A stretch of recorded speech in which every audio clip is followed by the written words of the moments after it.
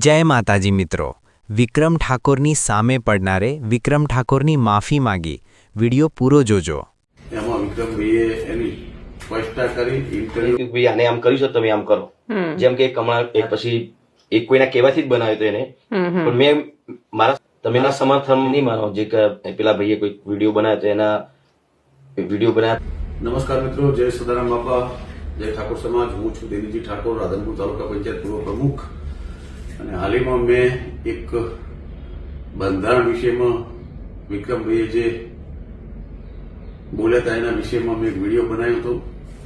તો કે હું બનાસકાંઠાના જે આ 3 જિલ્લાનું 27 તાલુકાનું જે બંધારણ બન્યું છે એને હું ખૂબ રાજી છું, સમર્થન છે મારું. અને ડીજેની વાત કરી હતી એ કે મેં ત્યાંની કરી હતી, ગાંધીનગરની. એટલે પછી એમને એક બીજા જાહેર પ્રોગ્રામમાં પણ કીધું. એટલે હું આટલેથી આ મારો જે કઈ વિરોધ હોય તો એ આટલેથી સમાપ્ત કરું છું. બીજું કે સમાજના નામી અનામી કલાકારો ભાઈઓ બહેનો લગભગ આશરે હું તો માનું કે 50,000 કલાકારો હશે, એમણે આ સ્વયંતા રાખી અને ખૂબ દુઃખી છે અંદરથી, છતાંય રાખી રહ્યા છે. ખૂબ એમને લાખ લાખ વંદન કરું છું.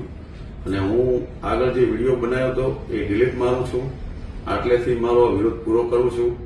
વિક્રમભાઈનો ખૂબ ખૂબ આભાર માનું છું કે એમણે આ સંગઠનને, બંધારણને આવકાર્યું અને અભિનંદન પાઠવ્યા.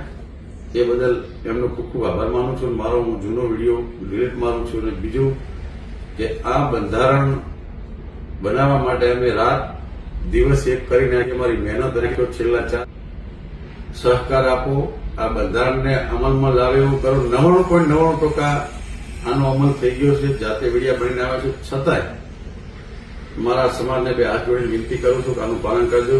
અસ્તુ. ભારત માતા જય. જય સદારામ બાપા, જય ઓગણજી મહારાજ.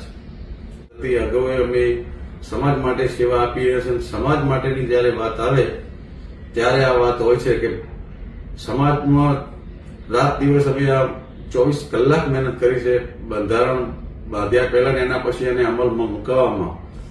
એટલે આ બંધારણ અહીંથી બેચરાજીથી પાટડી પહોંચ્યું છે અને આખા સમગ્ર જ્યાં જ્યાં ઠાકોર સમાજ વસે છે આખા ગુજરાતમાં ત્યાં પહોંચે એવી સદારામ બાપા અને ઓગણજી મહારાજને પ્રાર્થના કરું છું.